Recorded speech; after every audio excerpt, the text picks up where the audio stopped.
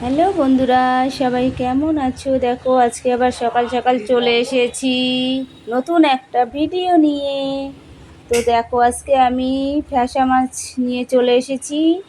কতগুলো বাজার থেকে আমার মাছ এনে দিয়েছে, কতগুলো। তো এই মাছগুলো আমি সব একটা একটা করে ছাড়িয়ে ফেলেছি।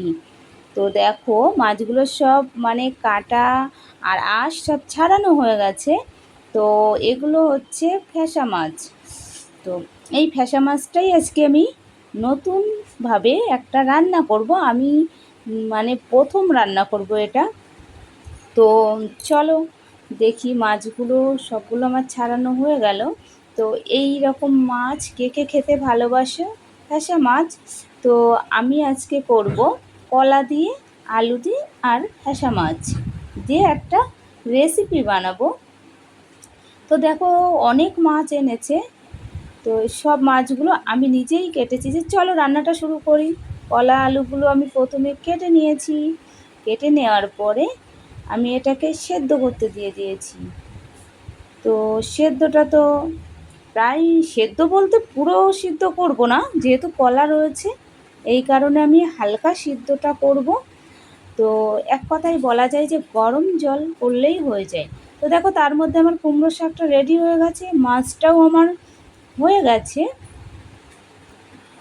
মানে জলের মধ্যে আমি ভিজিয়ে রেখেছি, কারণ ওটাতে আমি ফ্রিজ থেকে বার করেছিলাম, এই কারণে একটু জমেছিল। তাই আমি ফ্রিজ থেকে বার করে ওখানে রেখেছি জল দিয়ে ভিজিয়ে। তো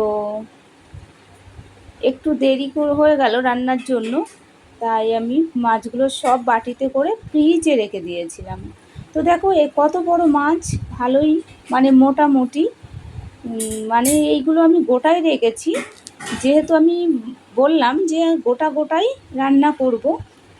তো আজকে চলো গোটা গোটাই রান্না দেখাই। কলাটা এবার সেদ্ধ কলাটা আমি ঝুড়িতে ঢেলে নেব, কারণ জলটা ঝরাতে হবে। তো এই কারণে আমি কলা আলুটা ঝুড়ির মধ্যে ঢেলে দেব। তো বেসিংয়েই ঢেলে নিলাম। এবার দেখলাম জলটা কোথায় ফেলবো, তো দেখলাম বেসিনটার মধ্যেই আমি ঢেলে নিই। তাই জন্য আমি জলটা বেসিংয়েই ফেললাম, কলাটাও ওখানে থাকলো, অসুবিধা নেই। তো চলো এবার মাছগুলোকে আমি অল্প কটা নিয়ে নিয়েছি, সব কটা তো খেতে পারবো না, কারণ আমরা তো বাড়িতে 3 জন আছি, 3 জন মানুষ। তো এতগুলো মাছ তো একদিনে খাওয়া যাবে না, তাই আমি অল্প একটু মাছ নিয়ে নিয়েছি একবেলার মতো। তো দেখো নুন হলুদটা প্রথমে আমি মাখিয়ে নিয়েছি। দেখো হাতেও আমার কতটা লেগে গেছে। তো চলো এবার গ্যাসটা ধরিয়ে নিই। গ্যাসটা আমি ধরিয়ে নিই। এবার গ্যাসটা আমি অলরেডি ধরিয়ে নিলাম। তো চলো কড়াইটা গরম হতে দিই। এবার গ্যাসটা একটু বাড়িয়ে কড়াইটা আমি গরম হতে দিই। দেখো কড়াইটা দেওয়ার সাথে সাথে এতটাই গরম হয়ে গেছে যে আমি তেলটাও দিয়ে দিয়েছি। মানে আর কড়াইটা ওর উপর রাখাই যাচ্ছে না, এতটা গরম হয়ে গেছে। তো এবার কড়াইটাই ভালো করে তেলটা নাড়িয়ে নিতে হবে, নাড়িয়ে বলতে কড়াইয়ের গায়ে লাগিয়ে নিতে হবে। তো বন্ধুরা, ফ্যাসা মাছ কে কে পছন্দ করো কমেন্টের মাধ্যমে আমাকে জানিও, আর কে কেমন খেতে ভালোবাসো। তো দেখো তেলটা আমার গল্প করতে করতে তেলটাও আমার পুরো কড়াইতে লাগানো হয়ে গেছে। তো ভাবলাম আর একটু গরম হোক। তো চলো হয়ে গেছে, মাছটা এবার ছেড়ে দিই এক এক করে। তো দেখো কত বড় মাছ, মোটামুটি আর কি চলবে। তো বেশি করে দেব না, যেহেতু গোটা মাছ তো তাই ভাবছি 2 পিস করেই ভাজবো। তো চলো ভাজাটা হতে থাক। দেখো দেখতে দেখতে এক পিঠ হয়েও গেছে, কত সুন্দর, মানে কি বলবো, মাছটা আমার এক পিঠ ভাজা হয়েও গেছে। তো মাছটা ভাজা যখন হয়ে গেছে এবার এক এক করে আমি নামিয়েও নেব। এবার যেহেতু এই মাছটা আমার ভাজা হয়ে গেছে, চলো নামিয়ে নিই। তো কে কে বাসা মাছ ভালোবাসো সবাই একটু কমেন্টের মাধ্যমে আমাকে জানিও যে তোমরা কে কেমন কিভাবে কি খেতে ভালোবাসো ফ্যাসা মাছ। তো আর একটা কথা, নতুন যারা আছো তারা একটু সাবস্ক্রাইব করে পাশে থেকো আর লাইক কমেন্ট করো।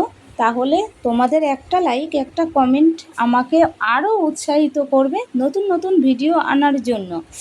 তো বন্ধুরা, আজকে তো আমি ভাবছি ফ্যাসা মাছটা কলা দিয়েই রানবো ভেবেও ফেলেছি এবং রেডি করেও ফেলেছি। তো এটাতে কি কি মশলা দেওয়া যায়, তোমরা কি কি দিতে মানে দিয়ে রান্না করো আমাকে একটু জানিও। তো আমি তো দেবই। তো চলো ভালো করে আগে আমি মাছটা পুরোটা কমপ্লিট করে নিই ভাজাটা। তো ফোনটা আমি এমন জায়গায় রেখেছিলাম আমার খেয়ালই ছিল না, কি করব বলো। তো চলো মাছ ভাজাটা আমার হয়ে গেছে, আমি এক এক করে নামিয়ে নিই এবার। দেখো কত সুন্দর লাল করে ভেজে ফেলেছি মাছটা আমি। তো এত সুন্দর বলতে মাছটা যদি লাল করে না ভাজে আমার ভালো লাগে না এক কথায়। তো চলো মাছগুলো সব নামিয়ে নিই এবার। তো মাছটাতে কাটা অনেক জানি, কিন্তু কি করব, কিছু করার নেই। সবাই তো ভালোবাসে, এখন করতেই হবে। আর যেহেতু ফ্যাসা মাছ সত্যিই সবারই ভালো লাগে। আর শুনেছি কাটা যে মাছে বেশি হয় সে মাছ নাকি খেতেও স্বাদ হয়। তবে কাটা মাছ খেলে আমার তো গলাতেই কাটা আটকে যায়, কিন্তু কি করব। তো চলো একটু জিরে ফোড়নটা দিই, একটু লঙ্কা ফোড়নটা দিই মাছটা রান্না করার জন্য, একটু তেজপাতা দেব। চলো একটু নাড়িয়ে নিই এবার। তো এটা একটু ভাজা ভাজা হয়ে গেলে আমি মশলাটা ঢেলে দেব। তো মশলা বলতে এটাতে আমি জিরে আর আদা দিয়েছি। শুনেছি আদাই কাঁচকলা নাকি চলে না, তো এটা শোনা কথা। তো আমি আজকে আদাতে কাঁচকলাই দিয়ে দিলাম। তো দেখি কেমন লাগে। আলু রয়েছে যেহেতু মোটামুটি আমার মনে হয় খারাপ লাগবে না, তাই জন্য আমি ফোড়নটা দিয়ে জিরে আদাটা আমি দিয়ে দিয়েছি। মোটামুটি আমার তো মনে হয় চলবে, খারাপ এমন লাগবে না। তো দেখা যাক কী হয়, রান্নাটার পরে খেয়ে তারপরে জানানো যাবে সবাই কি বলে, তাই না। তো দেখো গল্প করতে করতে আমার মশলাটা হয়ে এসছে প্রায়। তো মশলাটায় একটু ঝোল ছিল, আমি ওই জন্য ঝোলটা মানে জলটা আর কি বেশি পড়ে গেছিলো, তাই একটু টানিয়ে নিলাম। তো চলো হলুদ নুনটা এবার দিয়ে নিই এক এক করে। তো যতটুকু প্রয়োজন অনুযায়ী আমি হলুদটা দিয়ে দিলাম। এবার লবণটা দিয়ে দেব। তো চলো আমার সবজি অনুযায়ী হলুদ নুন আমি দিয়ে দিলাম, লঙ্কার গুঁড়োটাও কাশ্মীরি লঙ্কা। তো দেখো কত সুন্দর লাল দেখাচ্ছে কাশ্মীরি লঙ্কা। তো এবারে একটু ভালো করে এটাকে কষিয়ে নিতে হবে। তো দেখো কষানো মশলাটা একটু কষিয়ে নিলে ভালো হয়, আর আমার একটু কষাতে আর কি ভালোই লাগে মশলাটা। তো মশলা একটু কষিয়ে নিলে একটা সুন্দর সেন্টও বেরোয়, আমার তো হেভি লাগে। তো দেখো হালকা একটু তেল দিয়ে দিলাম, একটু তেলা তেলা ভাবটা আসবে। টমেটো ছিল তো ভুলে গেছি আমি দিতে, কী আর করা যাবে। চলো এবার সবজিটা দিয়ে দিই। দেখো কলা আর আলুটা আমি লম্বা লম্বা করে কেটেছি, যেহেতু মাছ দিয়ে করব বলে একটু লম্বা লম্বা করেই কেটেছি। তো মাছ আলুর সাথে একটু লম্বা লম্বা করে, মাছের সাথে একটু লম্বা লম্বা করে আলু কলা না হলে কেমন তেমন মনে হয় জমে না আমার, এই জন্য আমি এটা লম্বা করেই কেটেছি। তো চলো তরকারিটা কষিয়ে নিই একটু ভালো করে কলা দিয়ে আলু দিয়ে। যেহেতু কলা আলুটা একটু হালকা মানে গরম জলের ভাপ দেওয়া ছিল, যেহেতু কলা তো তাই কষের জন্য ওটাকে একটু ভাপ দিয়ে নেওয়া হয়েছে। তো এই জন্য আমি একটু অল্পই মানে মশলাটা এই জন্য আগে আমি কষিয়ে নিয়েছি। তো হয়ে গেছে আমার কষানো।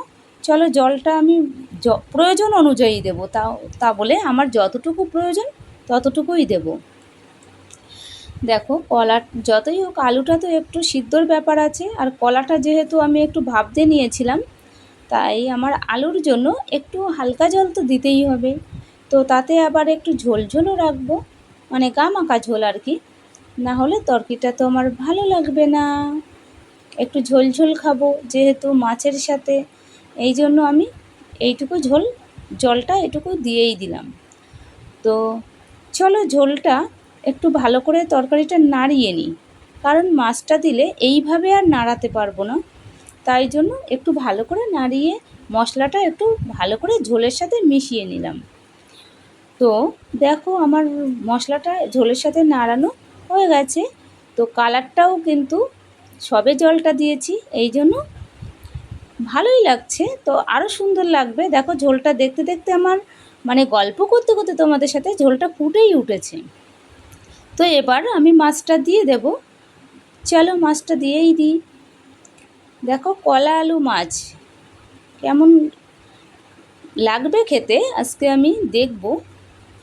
তো চলো মাছগুলো একটু ঝোলের মধ্যে হালকা একটু মানে কি বলবো, ঝোলটা যাতে মাছের গায়ে লাগে একটু, মানে খুন্তিটা একটু চেপে চেপে দিচ্ছি এই কারণে।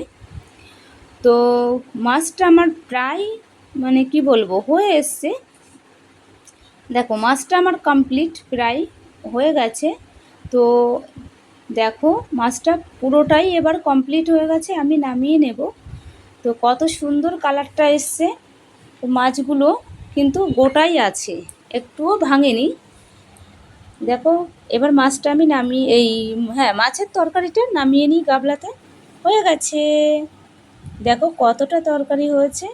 তো আমরা এটা মাছটা খাবো একবারের জন্য, এই জন্য আমি এইটুকু করে, দেখো গন্ধটাও দারুণ আসছে। আমার তো মনে হচ্ছিল এখনই একটু টেস্ট করে নিই, কিন্তু সেটা তো করা যাবে না, কারণ সবাই মিলে একসাথে খাবো এই কারণে।